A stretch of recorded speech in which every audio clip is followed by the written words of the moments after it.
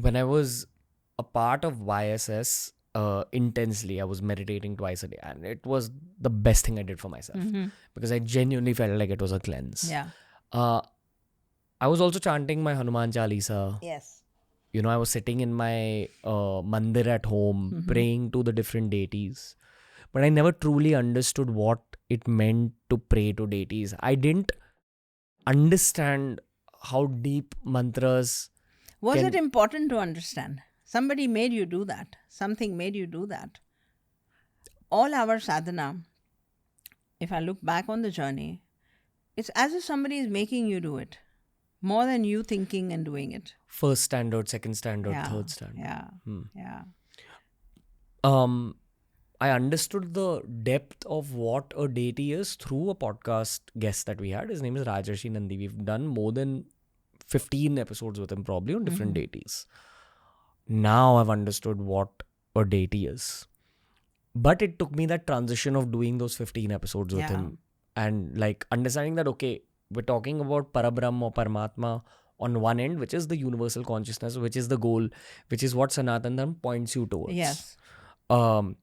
But a deity could be understood as being an extremely high level being, almost at the... Yes. It is the gateway to Paramatma. It's very difficult for anybody to penetrate into the reality, Brahman, just like that. Deities become one of the important, very, very important via media, to take you there. Because the love of the deities are there, they're living. So many hundreds and thousands of forms of God are there in India. They're living there as portals of energy in a strata up there in the atmosphere. They're living as portals of energy which have been created by human faith, Astha, which have been created out of human faith and the worship and the invocation. You see, it's all about energy if you really understand the science of it. If I take something, I take a stone, let's say, and I keep it here in front of me, and I believe this is God, suppose, and I do worship to this stone every day. I keep it close to my heart. I give it energy. I give it love. And I'm invoking the sleeping consciousness in it. There is consciousness everywhere. Paramatma is there in every grain of this universe. If a collective, suppose all your staff starts worshipping a stone here every day, this becomes a living deity. So out of human faith, we have hundreds and thousands of these deities and idols are there.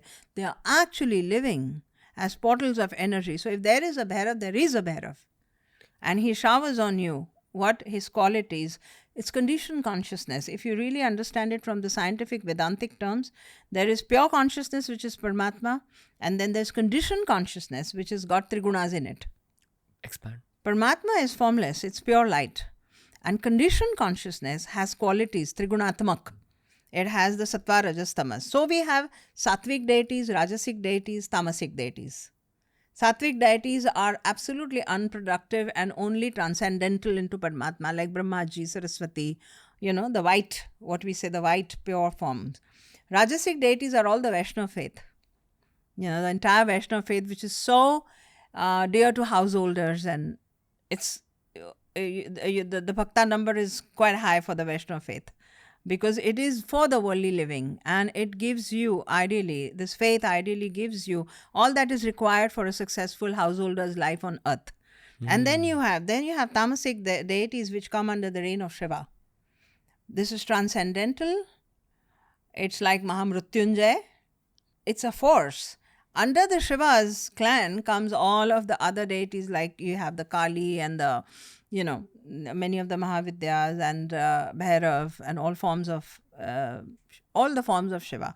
They're scary, they're dark, but they are transcendental and they take you into Paramatma. The beauty of this creation, as per Vedanta, is that any iota, any grain in this universe, however bad or good it is, can become a step ladder to go into Paramatma.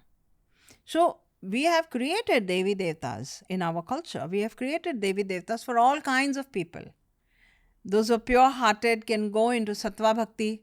Those who are Rajasic and business-minded, and they can go into Rajasic Bhakti, Vaishnava Bhakti, and and those who are with so to say, excessive tamas in them. And when I use the word tamas, I never mean bad.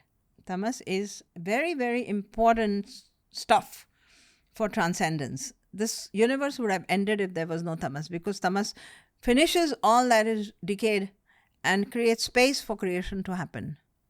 So tamas is not bad, but tamas is dark. Tamas is scary. Tamas is mysterious. It's mystic. And it holds huge potential.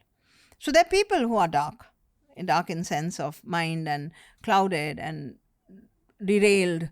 And unke liye bhi dev devta bane hain. We have devatas even for people who are derailed and gone off the track. These devi devatas help them to uplift them. They get uplifted and enter into Paramatma. So it's very important to understand that this Paramatma, what we are talking, is the goal. And Devi Devtas can be any.